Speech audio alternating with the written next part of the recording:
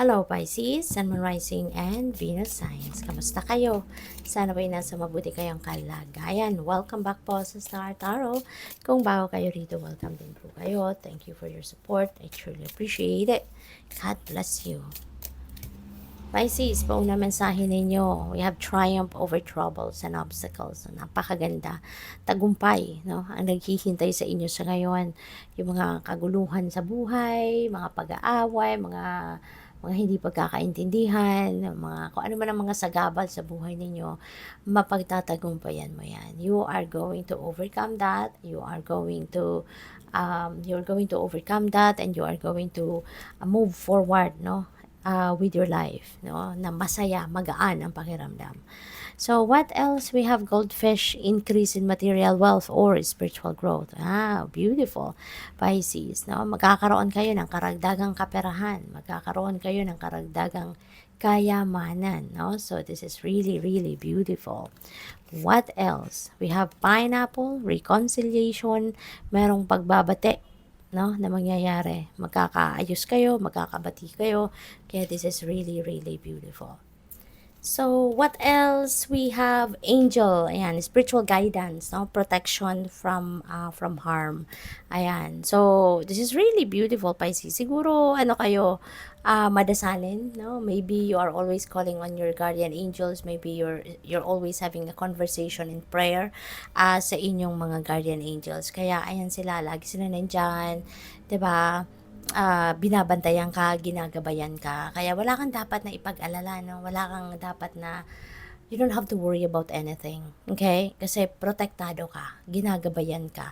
Importante lang dito na lagi kang nakikinig, no? Sa kanilang guidance. Kaya dapat lagi kang nakikinig sa ano nila, ang tawag dito, sa inyong intuition, lagi kang nagpe-pay attention sa mga subtleties, no, sa mga signs, symbols, synchronicities, omens na dumadating, no, sa iyo kasi gabayan sa iyo. Okay? So what else? We have purse. Pay attention to your finances. Okay?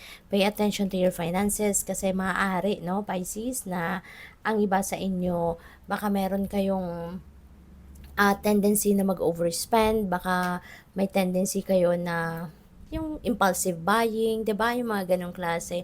Kaya kailangan ano na kayo ay mag ipapansinin pa rin ninyo, aasikasuhin ninyo yung budget plan ninyo. Dapat lagi ninyong i-review, no, yung budget plan ninyo kung nandoon nga kayo sa within your budget, within your plan, no? Kailangang make sure ninyo yon na minomonitor ninyo yung in and out ng inyong kaperahan. Alright? So, we also have gong, an exciting event, okay, is going to happen. An exciting event is coming sa buhay ninyo. Depende yan sa inyong sitwasyon. Kung ano man ito, pwedeng okasyon ito, celebrations, mga ganon, no? So, what else? We have, wow, napakaganda. Family wishes come true. So, may mga family wishes kayo that are coming to fruition. Pwedeng wishes ito ng inyong pamilya, no, na mangyayari na, matutupad na, or maaaring wishes ito of baka a personal wish mo ito, no, para sa inyong pamilya na siyang mangyayari, no? Kaya good luck sa iyo. We also have but take care, enemies are working against you. Okay? So mag-iingat kayo. All right? Mag-iingat kayo sa mga taong nakakasalumuhan ninyo, nakakausap ninyo, kasi baka meron kayong mga kaaway, no? Baka merong mga galit sa iyo, hindi mo alam merong nagagalit sa iyo. You know, mga taong inggitero at inggitera, no? Kahit wala kang ginagawa, 'di ba? Merong nagagalit sa iyo. It's funny, 'di ba? It's funny pero totoo, may mga ganoon talaga. Na wala ka namang ginagawa sa kanila pero galit sila sa iyo. 'Di ba? Ngumingiti ka naman sa kanila, 'di ba? Maganda naman ang pakisama mo pero bad trip sila sa iyo, no? It's because maybe they are envious of you. No, maaring kung ano ang meron ka, 'yun ang gusto nila at wala sila noon. 'Di ba? May mga gano'n. Kaya kahit wala kang ginagawa, merong mga nagagalit sa iyo, 'di ba? Kaya mag-ingat na lang kayo. No, maging aware kayo sa kung anong kinikwento ninyo, anong sinasabi ninyo, kasi baka gamitin ng mga ibang tao diyan, ano, yung sarili mong salita against you. Kasi, di ba, po pwedeng gamitin nila yung mga sinabi mo, yung statement mo, dagdagan nila, bawasan nila, di ba? Kaya, ingat kayo. Alright? So, we also have key, successful outcome to your problems. Okay? Merong mga magagandang resulta dito, no? Na mangyayari sa, yung parang may, napipick up ko dito parang merong mga blessing in disguise. No? Merong mga blessing in disguise na pwedeng ma-encounter kayo. Kaya, good luck sa'yo. At saka, ano, ang tawag dito, merong mga problema kayo na maaring ina-address ninyo sa ngayon na yan ay masusolusyonan ninyo. Okay? It could be anything. Depende sa inyong sitwasyon. But yes, you will find the solution, no, to whatever it is, no, na pinoproblema mo. So, we also have bow. You are highly thought of. Okay? So, merong nag-iisip sa'yo, merong nakakaalala sa'yo. Maybe someone is missing you, or maybe someone is thinking about you kasi baka meron siyang kailangan sa'yo, or anything, no? For whatever reason, someone is thinking about you.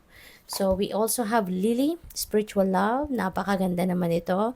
Kasi ang iba sa inyo rito is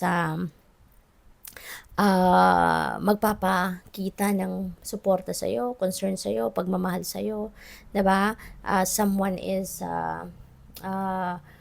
ibang someone is going to be so concerned about you, yung gano'n, no?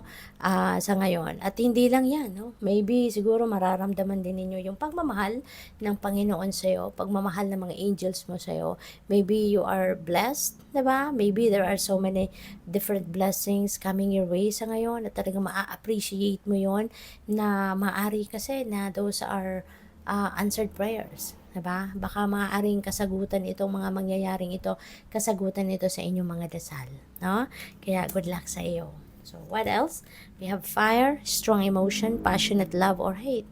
Ayan. So, baka meron ditong passionate love or passionate or hate, no, na maaring maramdaman kayo. So, po pwedeng love because meron tayong spiritual love, po pwede rin na hate, no? Lalo-lalo na meron kayong merong mga taong nang aaway siguro sa iyo or merong mga taong ayaw sa iyo, 'di ba? So pwedeng doon, no, manggagaling yung hate na ito.